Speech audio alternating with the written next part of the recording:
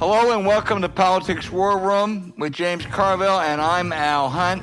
This week we have a special New Year episode with our friends George Stevens, Roger Altman, Pam Karlan, Jane Mayer, and Jill Abramson.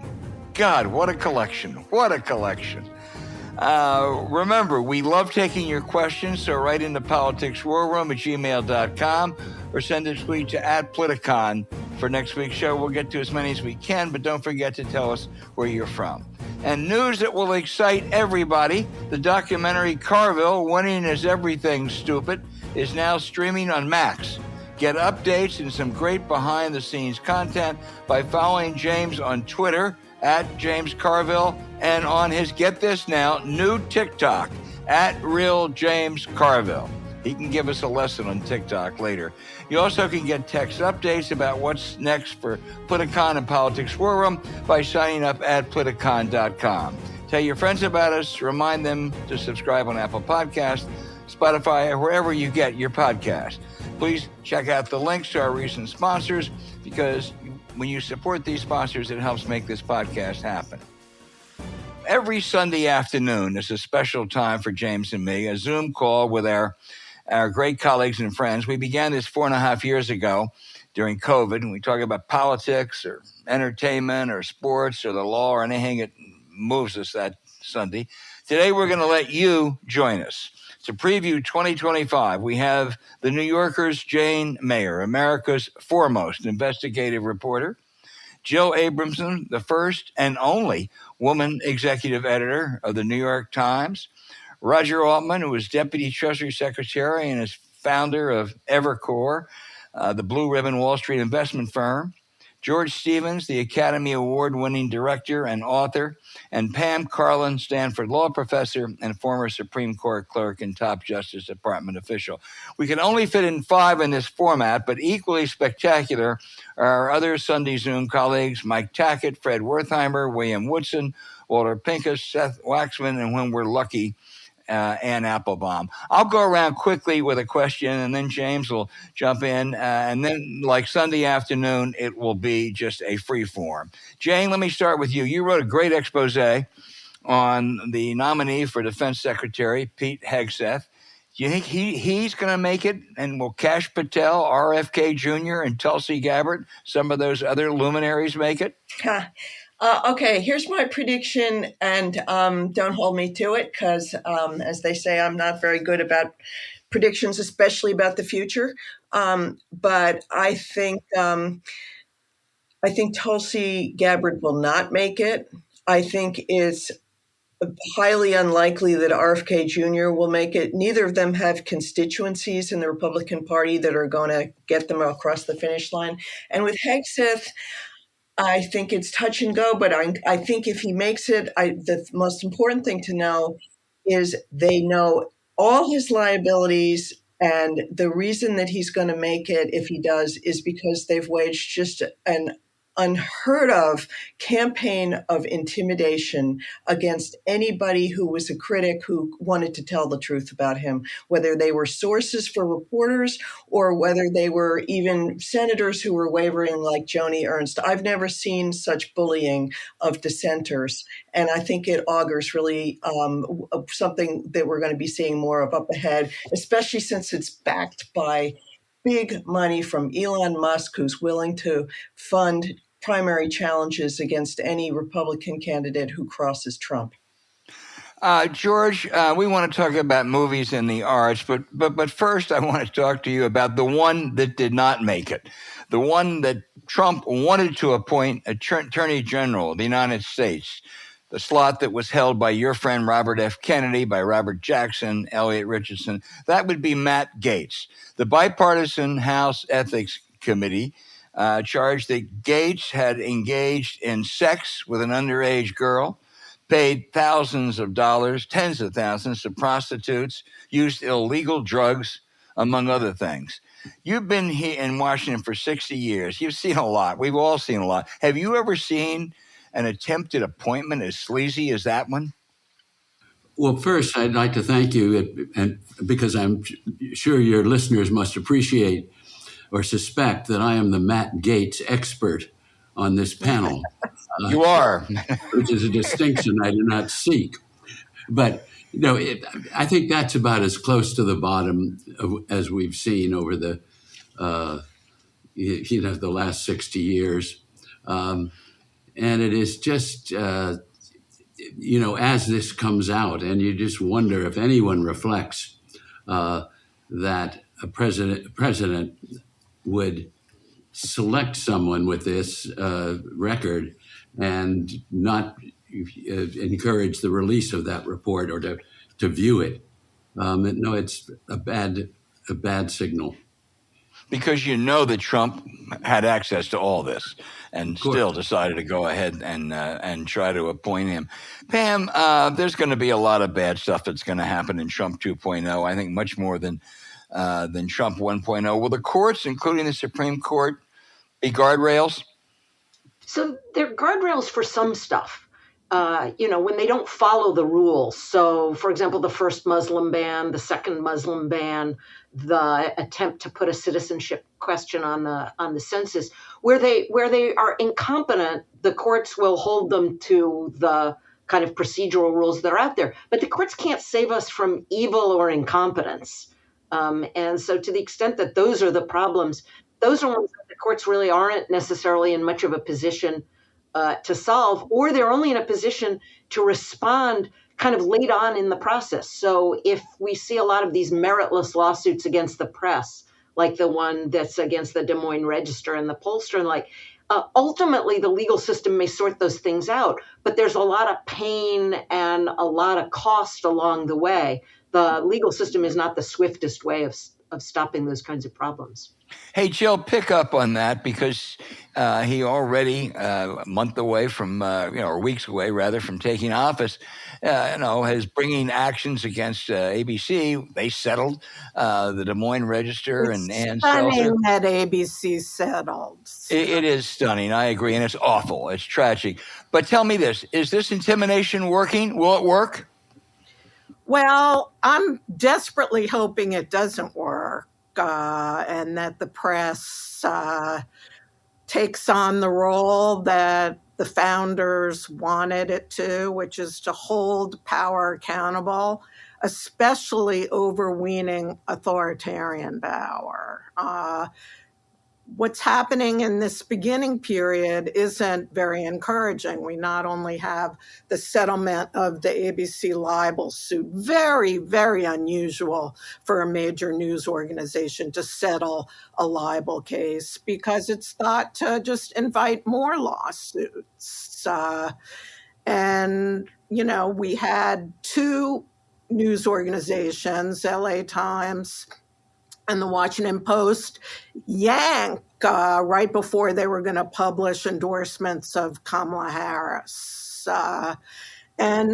Trump is litigious, and there are a lot of other lawsuits. And this Des Moines Register one is just meant to really try to, ruin not only Ann Seltzer, very reputable pollster, but as good as it gets. A paper that doesn't have a lot of money to spend on legal fees, the Des Moines Register.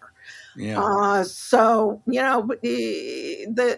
With all of these people like Jeff Bezos going to Mar-a-Lago to pay homage to Trump, it's unseemly looking, and it would indicate that people in the press are trying to ingratiate themselves, especially people on the business side.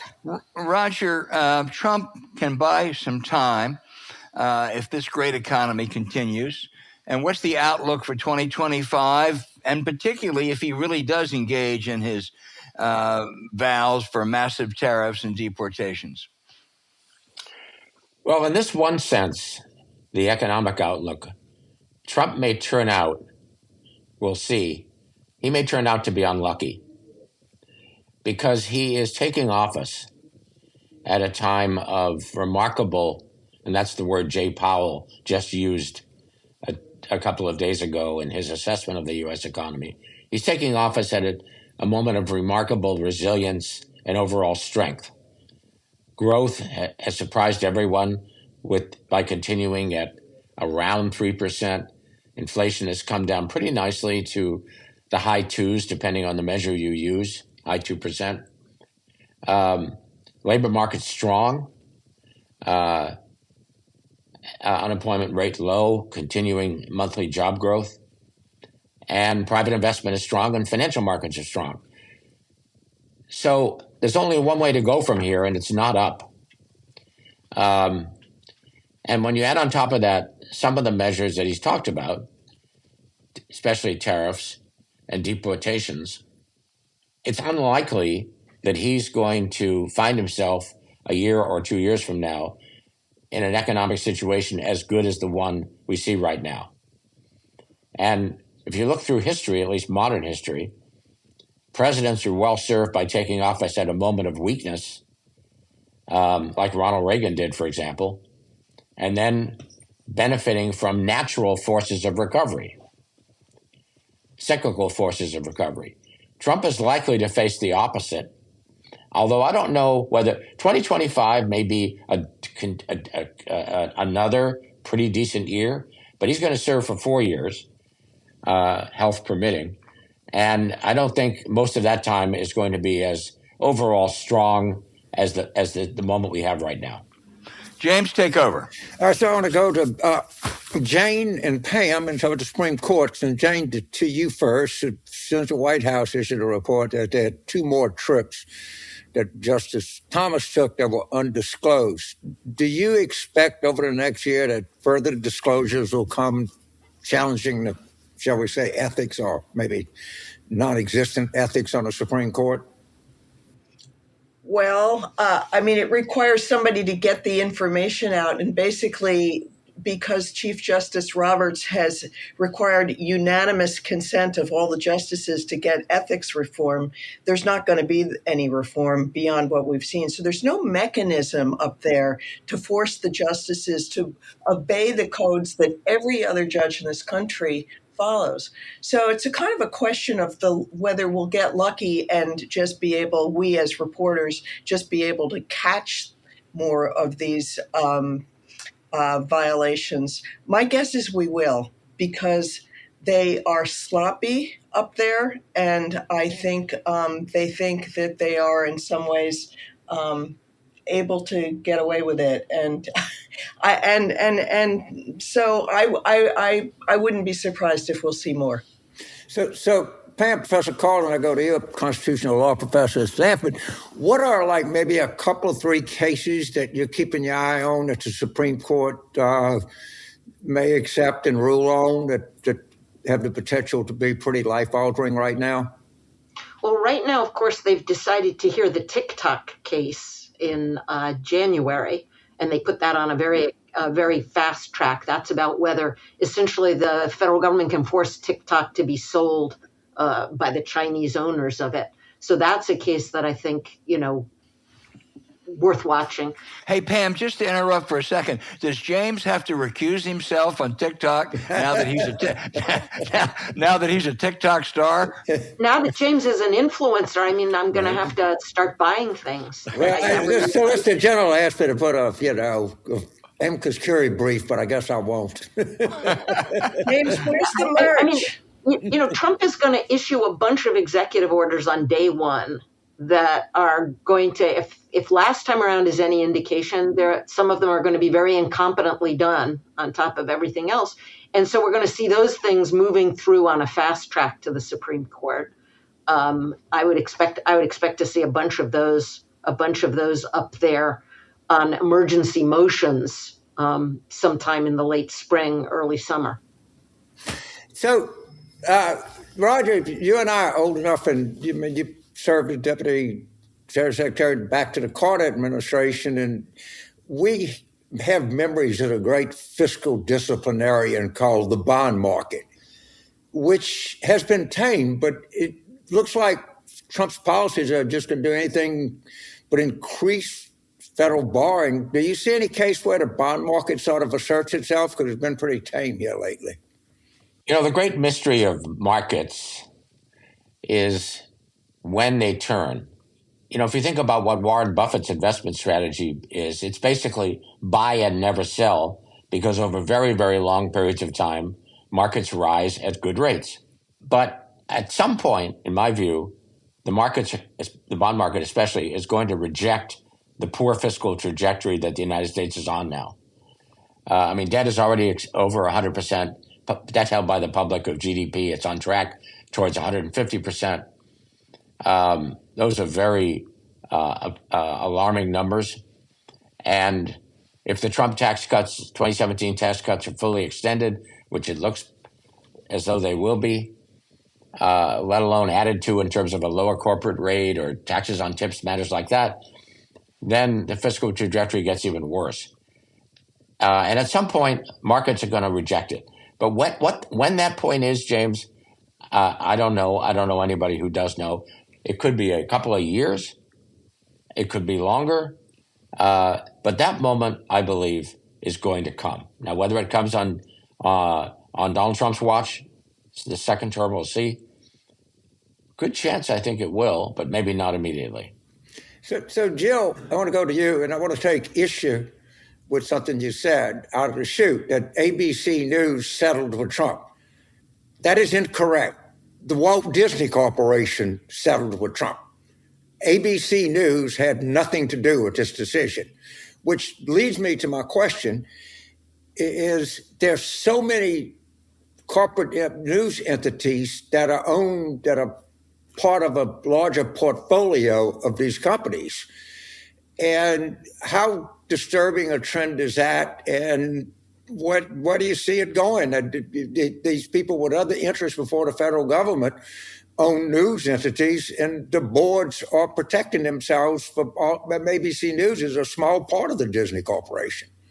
It is a small part of the Disney Corporation, but the symbolic importance of Disney being sued and that suit being settled, I think, is still very resonant. I think we should start talking about the biggest factor in the question you asked, which is Elon Musk, who owns X, which is a major platform for news. More than 50% of adults in our country get their news on social media. And talk about someone who has conflicts of interest and business and government. It's incredible. And so, you don't know on whose behalf and to cut what kind of deal, Elon Musk is angling for at any particular moment. And, it's a problem, but it's a double-edged sword, because a lot of these news organizations would have gone bankrupt without being kind of rescued and bought by billionaires who do have other interests, especially government contracts. That's where the sensitivity is most acute. And so, the existence of these conflicts is a problem, but some of these places wouldn't be gathering the news for the public anymore without these rich owners. James, when you think of the pipeline here, the next suit, or one of them, is against CBS for what they described as misrepresenting Kamala Harris's interview on 60 Minutes. CBS now is part of Paramount. Paramount has just been taken over by the Ellisons and their company, and they're going to have so many considerations that to hope that they would be reliable in defending CBS or standing with CBS is unlikely. Is it Larry Ellison in Trump's inner circle? I think it's his son, isn't it, George? That is his son who's in the company, but Larry Ellison has very much been behind Trump. Yeah. But don't you think also this suit is incredibly alarming, Jill, when you take a look at the details? Because isn't it basically a suit that is charging CBS with having edited it. Yeah, they're filing suit over the normal process of editing people's responses in interviews when they're long-winded. And it's an absurd lawsuit. I mean, every First Amendment lawyer I talk to about it just laughs it off. It's intended, I mean, it's Trump's motive, what he's complaining about is that CBS cleaned up Kamala Harris's word salad in one of her answers to the 60 Minutes question. It's a frivolous suit, but CBS will have to spend time and money defending it. And exposed documents, etc. The irony is, while all of this is going on, the right-wing side of the media is putting out things that are demonstrably false. I mean, if you think about the budget kerfuffle earlier in December, Elon Musk put out a thing saying, well, you have to vote against this because there's a 40% raise for Congress in it. And it wasn't 40%. It was somewhere between 3 and 4%. And so and he also said that there was a, I forget the exact figure, but like a $300 million gift to the Washington Football League or the Washington potential team to build a stadium. Totally untrue. There wasn't a penny in that bill.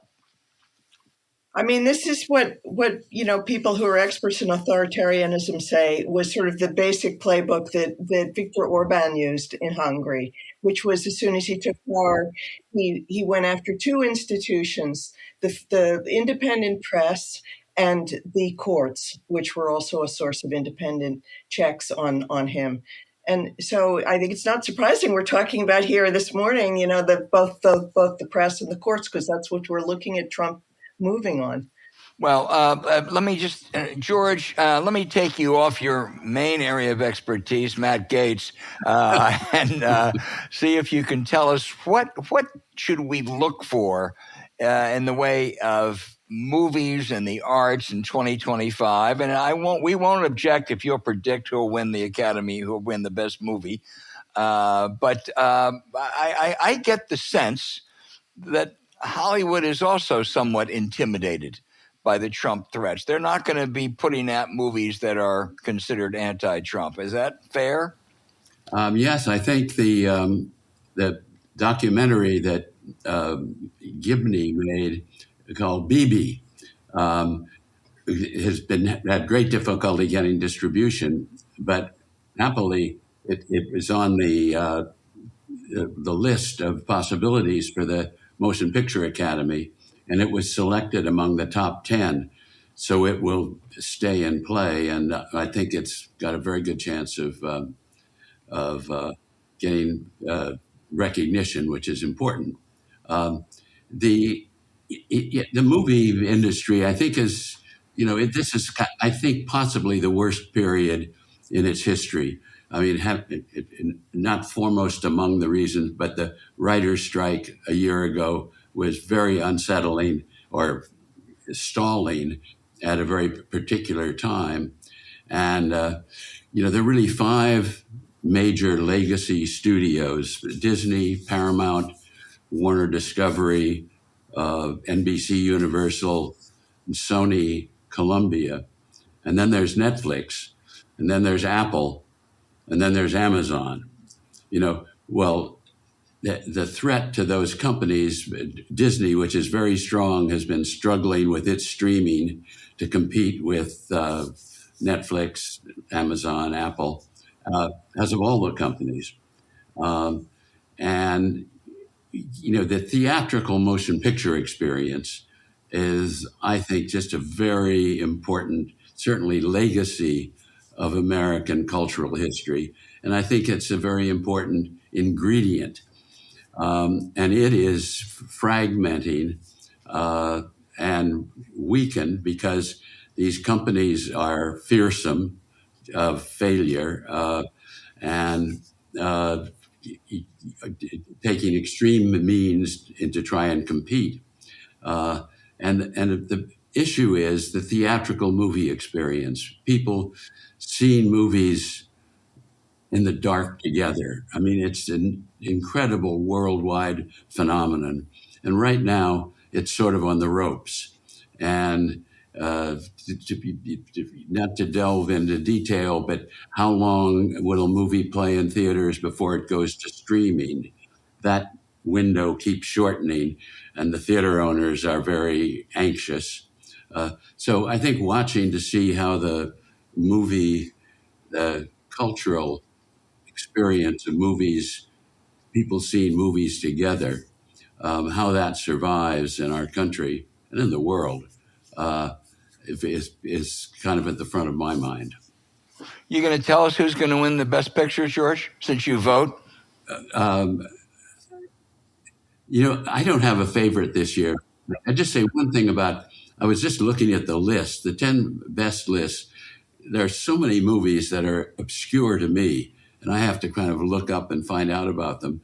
And I noticed in the New York Times, which has two fine female critics, Manola Dargis and I forget her first name, Wilkinson, they did their 10 best lists. And if I'm correct, neither has one of the other 10, there are 20 different movies among the two people.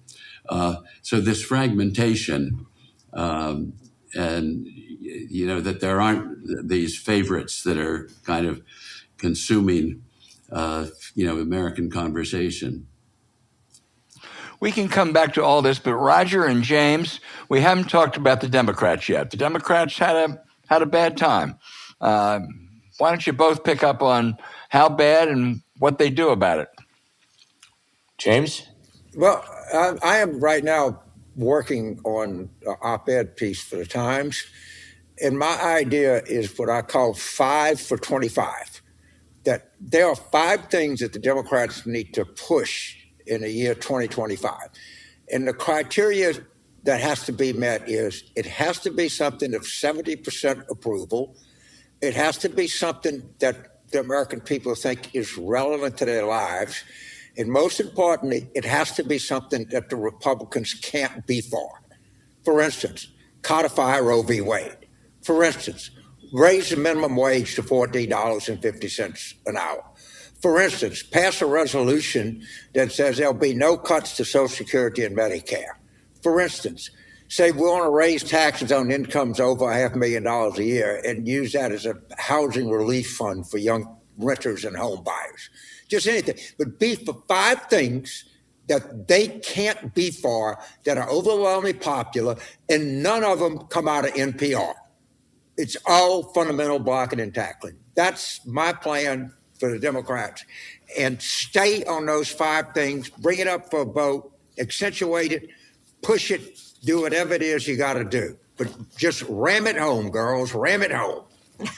All right, James. All right, James. I want to put you on the spot. I want to put you on the spot. I want to put you on the spot here. All right. So one of the issues that seems to be really dividing Democrats, and presumably wouldn't make your 5 for 25 list, is student loan forgiveness. Right. Now, first of all, are you for that or against that? I never liked the idea overwhelmingly because you signed a contract. I'm a little bit of a hard ass, and I understand that a lot of these veterans, boy, there's all kinds of mischief goes on there, a lot of these for-profit schools, but I would not have student loans front and center.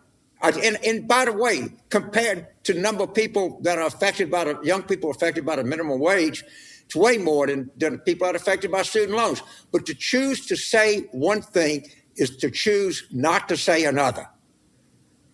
And don't bring student loans into it this year. You don't have any power. You're not going to pass shit anyway. You just make them as uncomfortable as you can. I bring it up because I think it illustrates, and there are other examples, of course, also, the challenges the Democratic Party has. And I reveal my own bias. I thought it was a dreadful idea. And I thought it was a dreadful idea because you were telling people who did not go to college, steel workers, auto workers, that they were expected to pay to relieve the debts of people who were luckier than they were to go to college. What about the people that go to upward, college? in effect, upward redistribution. Right. And I think it's a tough issue for Democrats because there's a lot of them who think it's essentially racial justice. It's essentially a racial justice issue. I don't happen to see it that way, but the Democrats are going to have to figure out a way to get above issues like that. And I don't know that I think it's going to be hard for them to do so. Don't talk about it. Okay, there are more people that go to Miami-Dade than go to the entire freaking Ivy League. And none of them have student debt. But don't talk. That's something you deal with when you have power. That's not something you deal with when you're trying to acquire power. Nothing. We don't have we're going to try to consolidate the gains we got. Trump's coming after it. He's going to destroy young people. Anything. To say one thing is to choose to not say another. The hardest rule in politics. But I kind of agree with you on student loans. I used to tell my students, why the fuck should somebody go to LSU, pay off a $250,000 student loan? Somebody went to Tulane, pay your own goddamn loan off. I mean, it's not like you can't go to college in places that are really affordable now in the United States. You can. Yeah, but, Roger raises a good point. There are, James, I think all those 5 issues you're talking about are winning issues, but it also means that you at least de-emphasize things like student loans and some of the border issues that are going to come up. The border you got to deal with, but there's nothing I don't think you can be for it at 70% popular. Remember my criteria. It has to be 70% popular. There has to be something the Republicans can't do. The border, we obviously got to do better, but that can't be one of our 5 because we don't have a 70% issue that they can't be for. That the criteria are demanding, but they're not that hard to meet. And Democrats have to learn you don't have to discuss everything. You know how you say, well, let's have a discussion. No, let's don't have a discussion. Let's kick the can down the fucking road. I'm a big believer in can kicking. All right? Student loans, let's just kick the can down the road.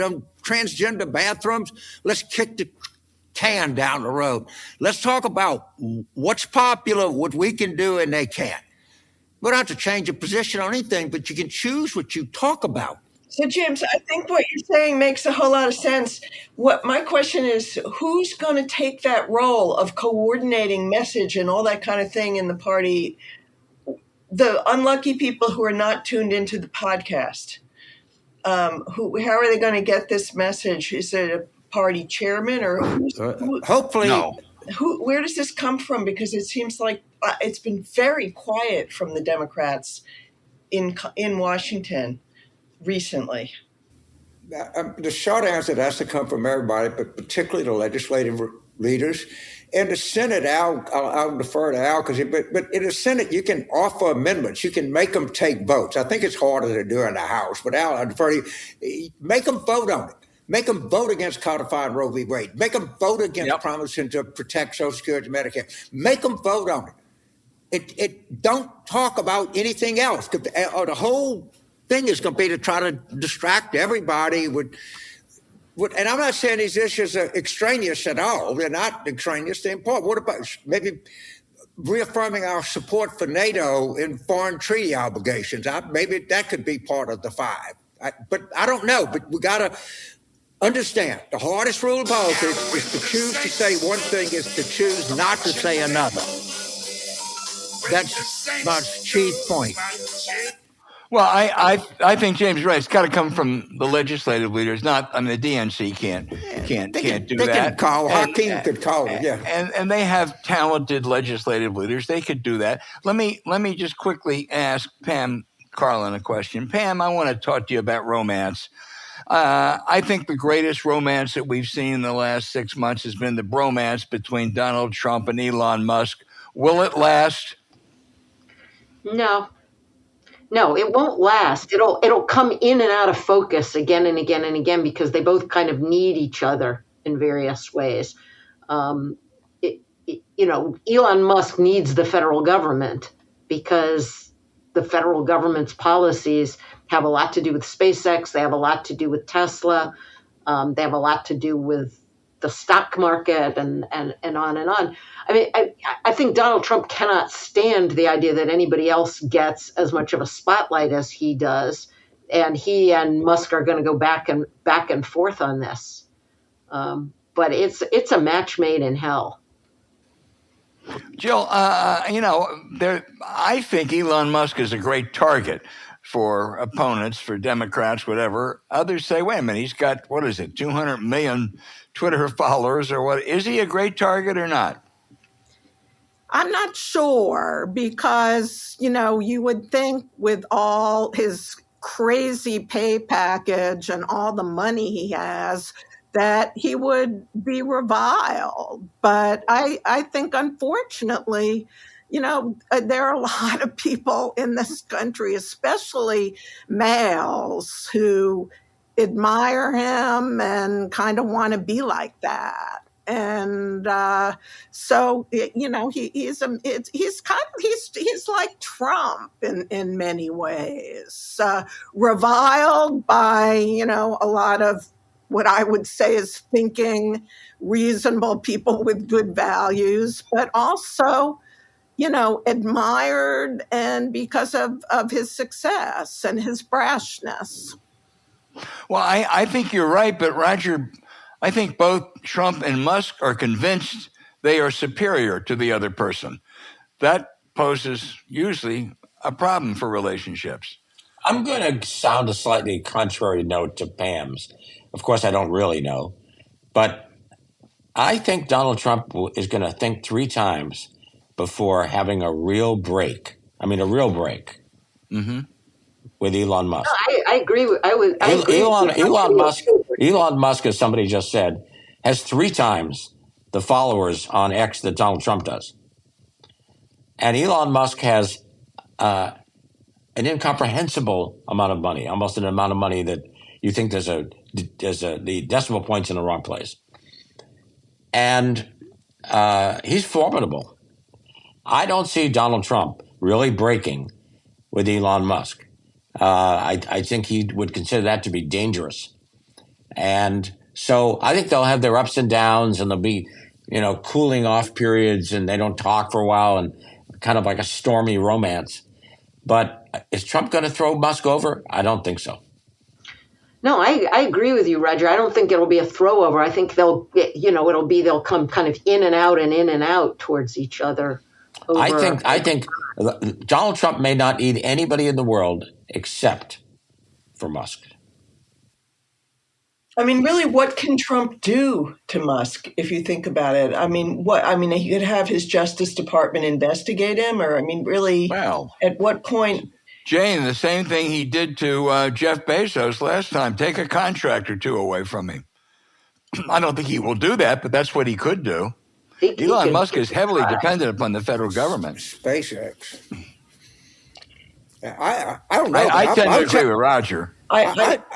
Maybe I'm wrong. I thought the statement he made yesterday about Musk was pretty goddamn strong.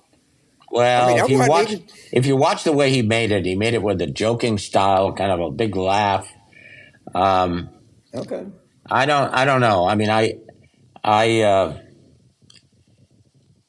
we'll see. It's a very unusual thing, maybe unprecedented historically. Don't you, Roger? I mean, you follow economics and know about sort of private wealth in a way few people do. But I mean, have we ever seen an oligarch like this take power in the United States? Well, not in the modern era, but the robber baron era, Carnegie, Jay Gould, the original John D. Rockefeller. John D. Rockefeller, who was a fascinating historical figure, he was pretty dominant in his heyday. Jill, you've been reading a lot about JD, right? Yeah, but not like joined at the hip with the president. No, that's quite right. As a matter of fact, obviously TR and Rockefeller were very much at opposite ends of the spectrum. I don't know. Not the answer. Not in the modern era, Jane. What's different about Musk is first of all, his success is unprecedented, I think, because if you think about the other hyper-wealthy people, Bill Gates, Jeff Bezos, Larry Ellison, et cetera, they've all made it, to their great credit, out of one entity. You know, it's Oracle with Ellison, it's Amazon with Bezos, it's Microsoft with Gates. Elon Musk has created several really groundbreaking companies, two of which, Tesla and SpaceX, are totally original and totally different from each other. I mean, this guy invented, basically, the reusable rocket, for example. And I think he's in a different league. And the other obviously unusual thing about him is he's choosing to be hyper-political and obviously in a right-wing way. But Roger, he actually knows very little about power and how government power is exercised. I listened to his long interview with Donald Trump over the summer, and what he doesn't know is stunning. Yeah, I'm undoubtedly, Maybe that's he's true. the fastest learner on earth. But Well, I think undoubtedly that's true. in answer to Jane's question, what's unprecedented is the union of the wealthiest person on earth and the most powerful person on earth. And I think it's a scary thing. I mean, it's certainly going back to where I was starting today. It has certainly been utilized and weaponized already in these the confirmation fights, the nominations for Trump's cabinet posts, in a way that you've seen a little bit in the past done for Supreme Court nominees with both with Clarence Thomas and Brett Kavanaugh. There were very tough campaigns waged for them and pressure put on office holders. But I've never seen anything like this that's being waged on behalf of some of these nominees in terms of threats of primaries and unlimited spending against politicians. And that's because of Musk being united with Trump. Jane, you are absolutely right. And look at what happened to Joni Ernst, who just was whipsawed back. She told, okay. Let me give you one limit to that. Okay. Trump and Musk have very little influence over that small cadre of right-wingers. He can threaten Tom Massey. He can threaten Chip Roy. What's he going to threaten him with? You're not going to run a primary against Tom Massey from the right. You can't find the right of Tom Massey. And so I agree with you in general, but when you look at those, whatever it was, 35, 38 members who bucked him on the thing, they're going to be a problem for him. Despite any amount of money that Musk or others may raise. And they're going to resent it. That's the other thing. I mean, I think the senators, from what I'm hearing, already do. They may have no spine to act on their resentment, but they don't really like being bullied like this. And so there was a lot of glee when Elon Musk, lost on his budget eruption. Let me ask Roger and Pam and George. We've talked all domestic. What will be the major stories to look for in foreign policy in 2025? China, Ukraine, the Middle East? Well, I think we've never seen a rate of change in what I'll call geopolitics that we're seeing right now. It's a form of future shock come to the present. If you think about North Korean troops in Ukraine, you think about Assad having collapsed, you think about Iran being basically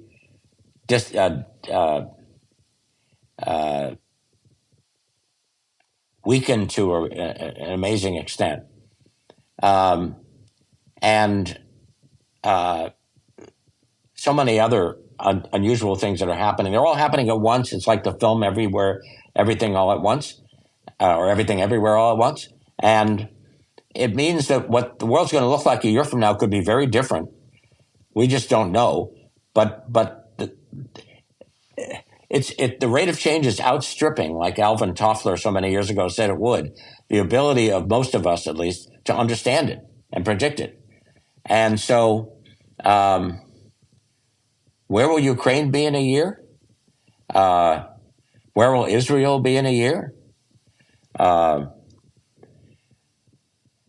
will Xi Jinping, who's got a lot of problems on his hands, be in a year? Very, very hard to tell. But the one thing you can say, it's probably going to be somewhat different.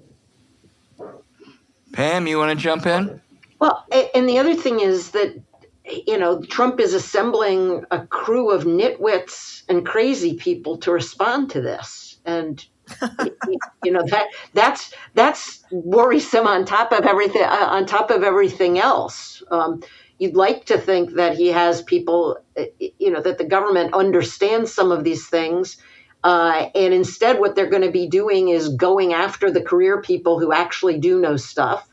I'm hopeful that Jane's right that Tulsi Gabbard isn't going through. But even if she doesn't go through, the other folks that are going through are not people with any wisdom or experience dealing with this stuff. And Trump is capable of going into meeting. I mean, what was it last time around? He went into some meeting with Putin, and the only person in there was the Russian translator. Correct. I mean, when he says he wants to, take back the Panama Canal and buy Greenland, is there anyone left around whom was going to say, sir, you might want to think twice about that? I don't know. Last time there were some people who might have. Has anybody ever been to Greenland?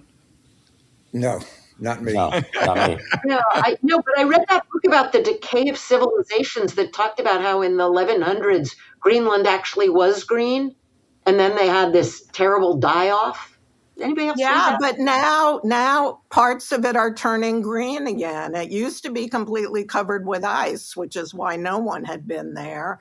And there are green parts of it now. People think that in our lifetime it may be truly habitable. But this sort of stuff is risky for Trump because you see what Mexico and Canada, especially Mexico, are talking about over the prospect of tariffs being imposed on their exports to the United States. They're talking about retaliation. And that could be quite costly. I mean, we buy oil and gas, we buy softwood lumber and other things from Canada in large volumes. And obviously the flow of goods from Mexico to the United States is enormous. Most U.S. flag auto companies produce lots of their vehicles in Mexico for sale in the United States. And this is dangerous stuff. So, we'll see where this goes. But I happen to think that if you're an investor, the high point of the Trump 4 years is right now. And it's not going up from here. Time to sell? George? I was going to say, Al, that sort of my birthright was living in the most respected country in the world. And we just took it for granted, and of course, World War II, we were seen as the savior of the world, and post-war World War II, the fending off the expansion of communism in Eastern Europe. And for the first time, I really do feel that that's in question. And I think the fact that it's being in question, and to a large degree because of Trump's excess. And once they start asking the question, it may be very hard to earn that back. James, you want to weigh in on that? Anybody? Just want to, he has these obsessions, and one of them is Denali, and he wants to change it to Mount McKinley. And right after he took office in 2017, he called Dan Sullivan and Lisa Murkowski, and he said he wanted to do this. And they said, sir, no one wants to change it. Everybody is fine with calling it Denali. And now he's brought it back up again. He has his crazy perversions like steam-powered launches on aircraft carriers that no one can figure out. But he actually wants to change the name back to Mount McKinley, even after all of that. I think James, the right answer, don't you think the right answer for all, we can all get together behind this. This is a great New Year's opportunity. Here comes a long wind-up. Is to persuade Donald Trump to climb Denali or McKinley. Yes. Go to the summit. See how he does. Yeah. And then when he summits it, we can all agree to let him have it the way he wants. If he wants McKinley, that's fine. If he wants to stick with Denali, that's fine. He can do it from the summit. And don't forget the Panama Canal. Wait, James, we're going to come back to that in a minute. But let me ask you this. And I'll put everybody in the spot. Biggest surprise in 2025. Jill Abramson, you start. Oh, my God. Okay. All right. I'll go. The virtual collapse of the Musk Ramaswamy, whatever it's called, Doge. I don't know. You may be premature on that. Well, we'll see. Jane, the biggest surprise of 2025? I think we might have our first Speaker of the House who's not a member of the House. Okay. Roger? I think China is going to emerge as quite weakened. And it's weakened demographically, it's weakened economically, and it's weakened because of its outdated state-centered model of manufacturing and export. Pam? Somebody leaves the Supreme Court. A Democrat appointee or a Republican? That's what I don't know. That's what'll be the big surprise. I mean, you're asking us to project. Okay. I thought that don't people think Alito's ready to cash in? Some people do, but he also seems to really enjoy being a Supreme Court justice and telling people off. Well, you know how close we are, and he hadn't said anything to me, Pam. No, I know. He's a big admirer of your work, as are we all. I think the real question is when he leaves, if he's the one who leaves, does Trump nominate a truly crazy person, or does he nominate a kind of standard conservative? Does he go with somebody like Jim Ho, who has been running for it and is now suggesting, for example, he doesn't believe in birthright citizenship? Wait, so you think there's a difference between the standard conservative and the crazy people? Yeah, so Amy Coney Barrett is a standard conservative. I mean, Jim Ho is so far out there. Yeah, but why would Trump shouldn't have any problem with the Brett Kavanaugh type, should he?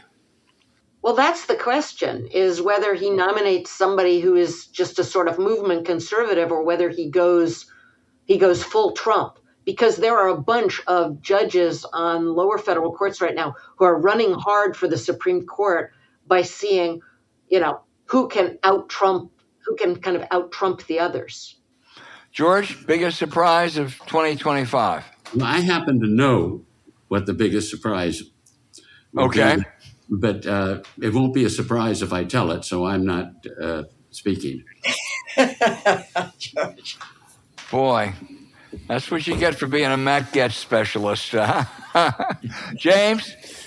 For the first time in history, a rookie in NFL will be the MVP, Jaden Daniels. I think he's got some pretty stiff competition there, Yeah, but we'll I do see. too, but I just throw stuff out. It's a good prediction, right? All right, Maybe George has a biggest surprise of Matt Gaetz prediction for us. Albert, what's your surprise? Mine? Yeah. I had the Ramaswamy Musk thing. Yeah, that seems pretty predictable. Well, that's what I am, Jane. I can't help it. When you I'm get to be my age. sorry. I'm sorry, but right. Any predictions for Trump?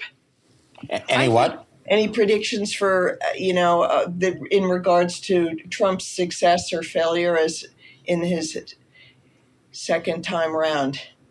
I think you have to divide that into two parts. One is how folks like us would just assess success or failure, and second, the Trump base. I think Trump's hold on his base is almost unshakable, completely unshakable. And that the chances that Trump falls onto hard times in terms of that support, I think are very low. Whether he succeeds in any other way, legislatively, internationally, I personally think it's going to be more misses than hits, and very spotty. But I don't think he's going to get into political trouble. Jill, you haven't given us a surprise. Okay. A surprise is that there are going to be women influencers who have a bigger audience than Joe Rogan. Well, you already have what, Ms. Kelsey. Kelsey, right. Yeah. But there are Kylie going to be Case, a lot Kelsey. more. Man. The manosphere is going to have a lot of women in it in the coming year. Well, that's a good surprise. I guess that James is coming in late then on his TikTok.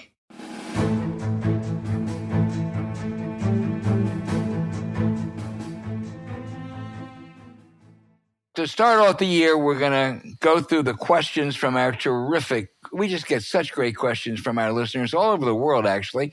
And I'm going to go around one for everybody. I'll actually start off because John in Chicago, who writes all the time, really good questions, notes that 38 House Republicans that account for 20% of the House GOP caucus, good math, John, voted against Trump's budget. Do you think these same members will vote against the extension of Trump's tax cuts that expire in 2025? No, none of them will vote against tax cuts. The problem will be someone will demand spending cuts to accompany those tax cuts that I think they're going to do all this. I'm getting in the weeds now under a process called reconciliation where they can do it with a simple majority in both houses. The problem is they can't afford to lose more than 2 votes in the House. 3 votes in the House. And I think some of those spending cuts those right-wingers are going to demand will be a step too far for, 5 or 6 other Republicans. Anybody can weigh on any of this, by the way. All right. Jim in Bocas del Toro, Panama, Roger. You were around, Roger, in 1978 when the Great Panama Canal Treaties fight took place, which Jimmy Carter got through with the help of Howard Baker. Jim wants to know, what does Trump gain by threatening to take the Panama Canal? Well, Trump's whole mantra is that the world is ripping us off, and I'm going to fix it. NATO is ripping us off because the key European NATO members don't spend anything on defense, and we're carrying them. Mexico and Canada are ripping us off because they're taking advantage of our markets. And not paying enough for it, and so forth. This is a version of that, it seems to me. I think Trump is assuming that nobody understands the real history or the logistics or economics of the Panama Canal, and that we should never have we paid for it, we should never have ceded it, our sovereignty over it, and it's time to get it back because we paid for it. Norm in Lakeland, Florida, says, how can Democrats turn Trumpian chaos into lasting gains for a working class agenda and take back the House and Senate? Well, they have to develop their working class agenda. And I think a lot of the suggestions that James had for a kind of issues platform where they're forcing the Republicans to vote sounded good to me. Okay. Anybody else want to weigh in on that? All right. Thank you, Jill. Jane Mayer, this is a subject you know a lot about. Nancy in Cleveland, Tennessee. She said it's Trump land, and Nancy thinks gerrymandering, dark money, of which Jane Mayer is the resident expert in America, and the DNC leaving us to fend for ourselves are the bane of my existence. Is there any hope for people like Nancy in Cleveland, Tennessee, Jane? To get dark money out of politics? That's part of it, yeah. You need a new Supreme Court. There's hope. It just may not be in our lifetime. Yeah. You're not going to get a new Supreme Court that'll do that, for at least probably 5 or 10 years if we're lucky, right? Well, you never know. Things happen. The one thing you can count on, having been a reporter for too long, is that the unexpected happens. But I can't say that. I can't tell you how it's going to happen. Someday it will happen because there's no way we can keep going this way with the richest man in the world calling shots from the sidelines. The unexpected. Well, that sounds like something Donald Rumsfeld said. I can't quite figure out what it was. But, The unexpected happens. Okay. right. Pam, Jeff in St. Pete, Florida. And we've touched on this before, but the Trump lawsuit machine will be hyper successful at meeting its objectives, even if it doesn't win a single case. Is there any defense? Is there any way to take this on?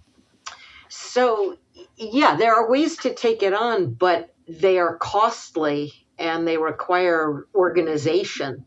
And so people are going to have to be willing to bear those costs and create that kind of organization.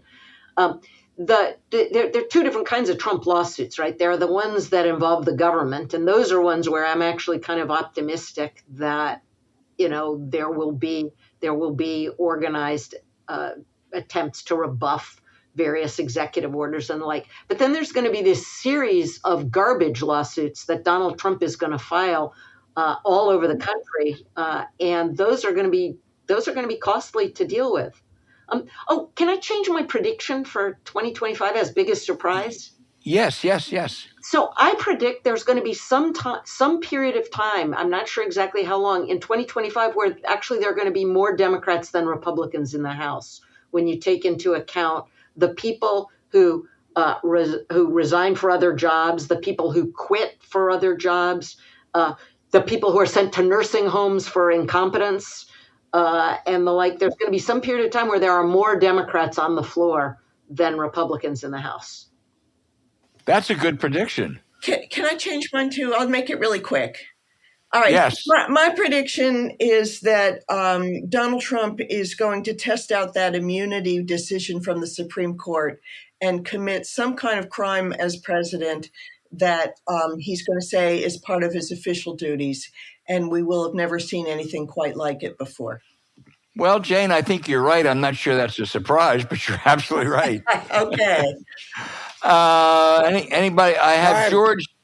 Wait a minute. We're coming to you, James, but you want to weigh in on this before we get to your question? No, I just give my prediction, but go to George first. All right. Well, George, I looked high and low for a Matt Gaetz question, and I just can't find one. So you're going to have to go off your specialty. And Chris from Isla Mujeres, Mexico, says, why don't we just let Republicans have everything they want and deal with the results? It's going to be horrible, and people will then realize how bad it is. Well, I think it's important to have resistance and to clarify the issues, even on ones that you're going to lose. I think that we really need an active and energetic, party during this Trump period. I don't think that's exceptional, but it's certainly true. Well, that leads into James's and the final question. James, you can pick up on predictions too. And Ernie in Columbus, Ohio, says, if you were appointed messaging jar for the Democratic Party with absolute power over communications, what would your overall strategy be? And what would be the first tactical messaging directive he issues supporting that strategy? I think you've cited some of that earlier, but elaborate on it. Well, I would do 5 for 25. And 5 is a lot, I'll stick with that. But I will give you my prediction. This whole thing is going to go to hell in a handbasket way sooner than people can imagine. And the Republicans are going to be off. And to try to get their mojo back, they're going to exploit this story about Biden's cognition and who in the White House knew what and when did they knew it. No, you already have the Wall Street Journal out there with a pretty well-sourced story. That was a good story. The Washington Post is following up. So when you get in trouble, you go back and you remind people about Biden.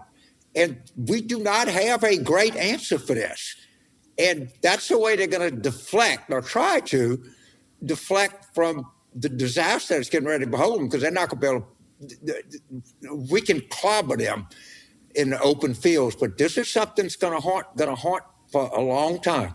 That's my view. Well, I'm afraid you're right. They tried that back in 2000, and when was it, 13 or 14? But it was so phony with the Hillary and the Benghazi. But the Biden thing is not phony. I mean, that Wall Street Journal, I was critical of a story the Wall Street Journal did in September or October because it didn't have any named sources other than Kevin McCarthy. I thought this one was different. And when Adam Smith, the chairman of the House Armed Services Committee, said he tried to warn the White House about the problems leading in Afghanistan, and they would not let him talk to Biden, that's the source of, and that was early in the administration. This is a real freaking deal. Everything they do is bullshit, but I don't know if we can call this bullshit. What do you think? What do you think, Roger or Jane? Oh, I mean, the facts are bad, it seems to me.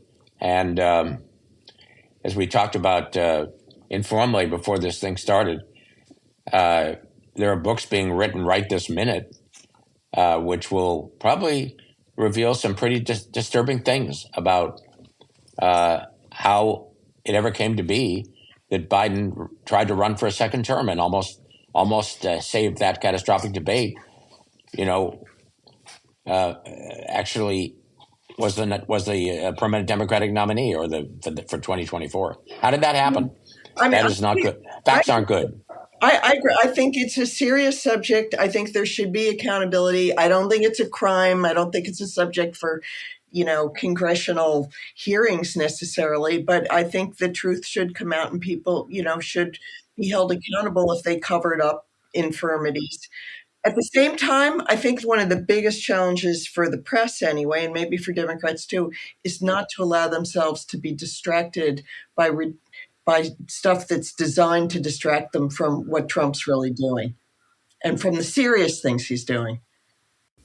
So, Jane, for your thing about not being serious, there could be oversight for the 25th Amendment. What do you do ask the question, what do you do if a president incapacitated and they hide him and they don't tell you? Why isn't that a legitimate legislative oversight function? I'm serious. I mean, that's what they say. The thing is that they didn't take any steps to invoke the 25th Amendment. So it's not. Maybe they should have. It's a judgment problem and a lack of political courage, but and irresponsibility. But I don't see it as having something that you could cure with legislation. They could modify I don't know, but I think. Well, to do oversight, you can use any hook you want. Right, I mean, it doesn't.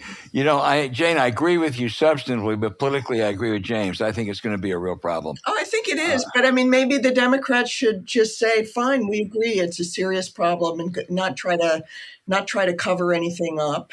Right. But then they need to, make sure that they don't spend all their time on the defensive about the last administration.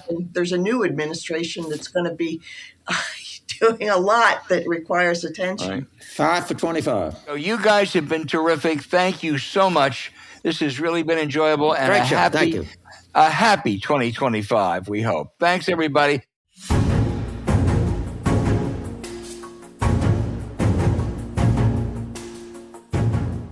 Hey, thanks for listening to Politics War Room with James Carville, and I'm Mal Hunt. As always, send your questions for us by email to politicswarroom@gmail.com or tweet them for next week's show at Politicon. Now, following this episode, we'd really appreciate it if you check out the links to recent sponsors, because when you support them, they support us. We deeply thank you for supporting them. So to keep up with us, subscribe to Politics War Room on Apple Podcasts, Spotify, or wherever you listen, and check out our Substack at politicswarroom.com. James and I are constantly adding new content, so go take a look. You also can find other shows you might enjoy in the Politicon YouTube channel or when you search Politicon on your favorite podcast sites. Remember, please rate the show with a 5-star review. We'll be back next week with another show as we continue our war room planning, and a happy new year to everyone out there. Let's just hope it's a good one.